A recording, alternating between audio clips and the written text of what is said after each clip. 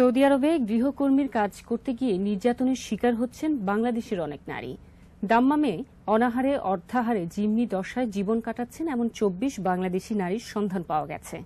Cellphone অ্যাপসে যোগাযোগের সময় তাদের কণ্ঠে ছিল বাঁচার আকুতি। তবে নির্যাতনের কথা স্বীকার করলেও খরচ ছাড়া তাদের দেশে আনতে নারাজ এজেন্সিগুলো। আর এই ব্যাপারে ব্যবস্থা নেওয়ার আশ্বাস দিয়েছে প্রবাসী কল্যাণ মন্ত্রণালয়। রিয়াদ সুমনের রিপোর্ট। অভাব অনটনের সংসারে একটুখানি সচ্ছলতা আনার উদ্দেশ্যে বয়সের ভারে নুয়ে পড়া আজিয়া খাতুন তার বিধবা মেয়ে নাদিরাকে পাঠিয়েছিলেন সৌদি আরবে। গেল ২ সেপ্টেম্বরে ২ সন্তানের জননী নাদিরা ছেলে মেয়ের সুখের কথা ভেবে অসুস্থ মাকে রেখে পাড়ি জমায় সৌদিতে, কিন্তু সে স্বপ্ন এখন ফিকে। আপনারা আমি ২ হাত জোর করে কই আমার মায়ের আইনা দেন আপনারা। জীবনটাকে আরেকটু রঙিন করার স্বপ্ন দেখেছিল ঝালকাঠি জেলার রুবেল। তাই তো প্রিয় সহধর্মিনী শাহিদাকে সেও পাঠিয়েছিল সৌদিতে।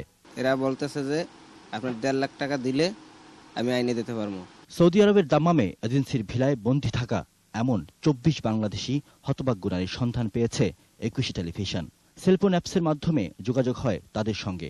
হতভাগ্য এই নারীদের অভিযোগ, সৌদি আরবে বিভিন্ন বাসাবাড়িতে কাজ করতে গিয়ে নানা ধরনের নিপীড়ন আর নির্যাতনের শিকার হতে হয়েছে তাদেরকে। শরীরের মধ্যে থাবা মারে, টাচ করে, বাবাকে একবার টুকটুক করে, ছেলেকে একবার টুকটুক করে। বলতে গেলেই আমাকে সিগারেট দিয়ে আমার জাঙ্গে ছেঁকা দিয়ে দিয়েছে। মম আমাকে ডাইরেক্ট বলছে এগুলো সহ্য করতে হবে। আমি সংসার করি স্বামী, আমি বুঝতে পারি না পুরুষ কি বলতে চাইতেছে। আর ২৪ ঘন্টা কাজ করাইতো, মাত্র 2 ঘন্টা টাইম দিত ঘুমানোর। ওর মধ্যে ঘুমান, গোসল করা সবকিছু ওর মধ্যে করা লাগবে 2 ঘন্টা টাইমের মধ্যে। নির্যাতন সইতে না পেরে এজেন্সি ভিলায় ফিরে এসে দেশে ফিরতে চাইলে তাদের আবারও জোর করে পাঠানো হচ্ছে সেই কর্মস্থলে। ২৪ জনের মধ্যে এখনো আছেন ১৯ জন। দেশে আসতে চাইলে টাকা চায়, বলে টাকা দাও। কত টাকা চায়? জি আমার কাছে ২ লাখ টাকা।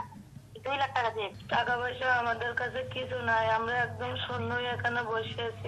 দেশে তো হবে না, 2 বছর কন্ট্রাক্ট পূরণ করবো, তারপরে এতে যা হয় হবে। মুরগির মতো জবাই করে তারা ফেলে বাড়িতে পাঠিয়ে রাখবে, তাও বাংলাদেশ পাঠাবো না। দেশে ফিরতে এই নারীদের কাছ থেকে ১.৫ থেকে ২ লাখ টাকা দাবি করছে এজেন্সির লোকজন। একুশের সঙ্গে এক দফা যোগাযোগের পরই তাদের দেখানো হয় ভয় ভীতি।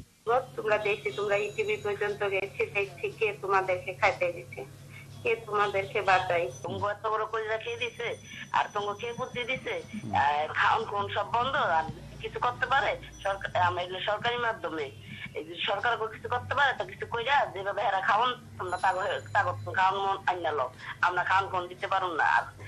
গেল ৩ মাস আগে গুলশানের গালফ ইন্টারন্যাশনাল, বনানীর স্মার্ট কেয়ার কর্পোরেশন ও উইন্স এজেন্সি এবং কাকরাইলে ইফতি এজেন্সির মাধ্যমে সৌদিতে যান এই নারীরা।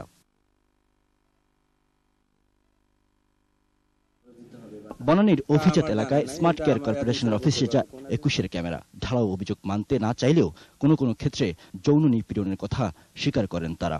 ওভারঅল হয়তো হতে পারে ১০০ জনের মধ্যে ২-৪ জন যে হয় না, এটা অস্বীকার করার মতো না।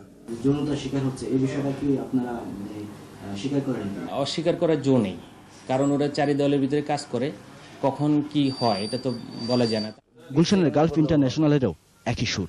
তবে ইতিমধ্যে গৃহকর্মীদের পেছনে করা খরচের টাকা ফেরত দিয়ে তাদের আসতে হবে বলে জানায় তারা। ৬,০০০ সামথিং একটা চার্জ হয়, হ্যাঁ, সেটা প্লাস রিটার্ন টিকিট, এই দুটো মিলে ১.৫ লাখ টাকার মতো একটা খরচ হবে। আর ঘটনার সত্যতা পেলে ব্যবস্থা নেওয়া হবে বলে প্রবাসী কল্যাণ মন্ত্রণালয়ের পক্ষ থেকে আশ্বস্ত করেছেন অতিরিক্ত সচিব। আমরা যদি ওইখানে কেউ থাকে, আমরা এমবিসির মাধ্যমে তাদের ব্যবস্থা গ্রহণের জন্য এখান থেকে চেষ্টা করব।